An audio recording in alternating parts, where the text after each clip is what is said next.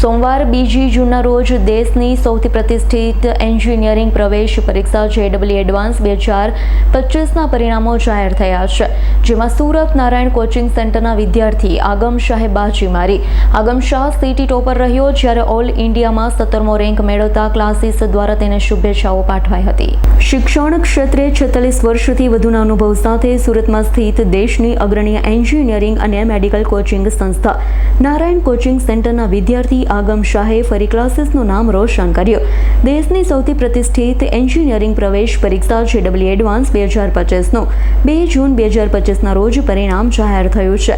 JEE એડવાન્સના પરિણામોમાં Narayan coaching centre સુરતના વિદ્યાર્થીએ સુરતમાં બાજી મારી.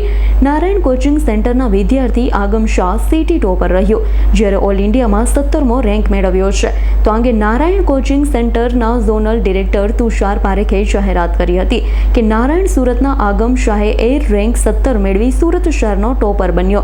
તો ઓલ ઓવર ઇન્ડિયામાં નારાયણ કોચિંગ સેન્ટર્સના વિદ્યાર્થીઓ ચમક્યા, જેમાં પ્રથમ 10 આવેલા વિદ્યાર્થીઓમાં 3જા નંબરમાં માજીદ હુસૈન, 4થા નંબરે પાર્થ મંદર વર્તક, 6ઠ્ઠા નંબરે અક્ષત ચોરસિયા, 7મા નંબરે સાહિલ ડીઓ અને 10મા નંબરે વડલા મુડી લોકેશનો સમાવેશ થાય છે.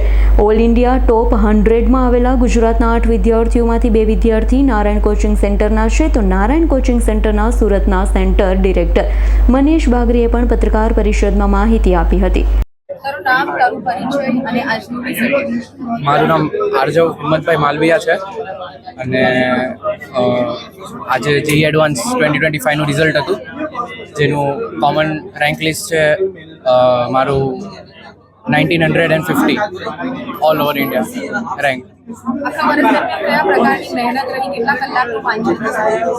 સ્ટાર્ટિંગમાં તો થોડું ઈઝ હતું, કેમ કે નવું સ્ટાર્ટ થયું, બટ જેમ જેમ આગળ વધતો ગયું તેમ તેમ મહેનત વધતી ગઈ અને ઓલમોસ્ટ હું ઘરે મોસ્ટ ઓફ ધ ટાઈમ હું નારાયણા ટ્યુશન ક્લાસીસમાં જ હતો.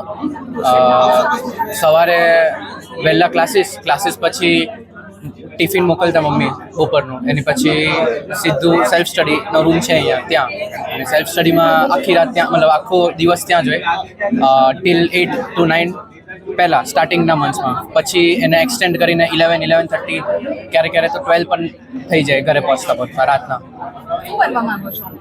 હજી તો એટલું બધું ફિક્સ નથી, બટ ઇલેક્ટ્રિકલ એન્જિનિયરિંગમાં ઇલેક્ટ્રોનિક્સ એન્ડ કોમ્યુનિકેશન્સમાં જવાનો વિચાર.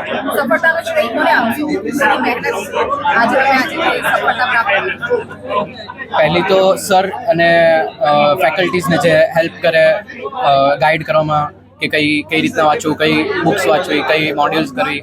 સેકન્ડ નંબર પર પેરેન્ટ્સ છે જે આટલો સપોર્ટ આપે કે આટલું ટિફિન બનાવી દે સવારમાં, પછી ટ્રાન્સપોર્ટેશન માટે વ્હીકલ્સ ને એના માટે, અને સપોર્ટ પેરેન્ટ્સનો સારો હોય તો સેકન્ડ નંબર પર. અને થર્ડ નંબર પર આવે સ્ટુડન્ટની ખુદની મહેનત. તો આ રેન્કિંગ છે. મારું નામ તુષાર પારેખ છે. હું નારાયણા એજ્યુકેશન ગ્રુપનો ઝોનલ ડાયરેક્ટર છું. નારાયણા એજ્યુકેશન ગ્રુપ જે છે 46 વર્ષોથી IIT અને મેડિકલના ક્ષેત્રોમાં કોચિંગ આપી રહ્યું છે.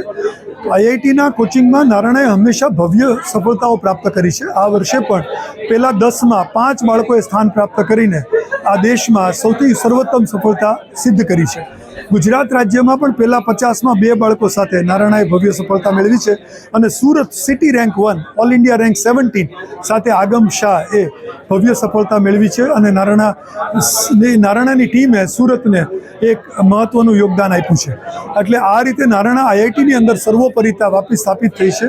અને આગમ શાહ અમારા માટે એક માઇલસ્ટોન છે કે આવા બાળકો વધુને વધુ આ શહેરમાંથી ભવ્ય સફળતા મેળવે એ માટે અમે ટીમ કટિબદ્ધ છે. હિંમત માલવિયા. હું જે કન્સલ્ટન્સી કરું છું આર્કિટેક્ટ તરીકેની. મને ખૂબ જ ખુશી છે. વધારે ખુશી એટલી છે કે મારી એક બેબી બી આગળ IITમાં ગઈ છે. આ મારું સેકન્ડ ચાઇલ્ડ છે. બંને IITમાં ગયા એની મને ખૂબ ખુશી છે.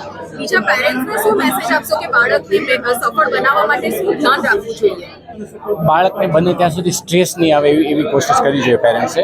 કારણ કે ભણતી વખતે એને ટેસ્ટમાં અપડાઉન થયા કરે તો રિઝલ્ટ અપડાઉન આવે તો એના માટે એને બહુ સ્ટ્રેસ નહીં આપવું જોઈએ.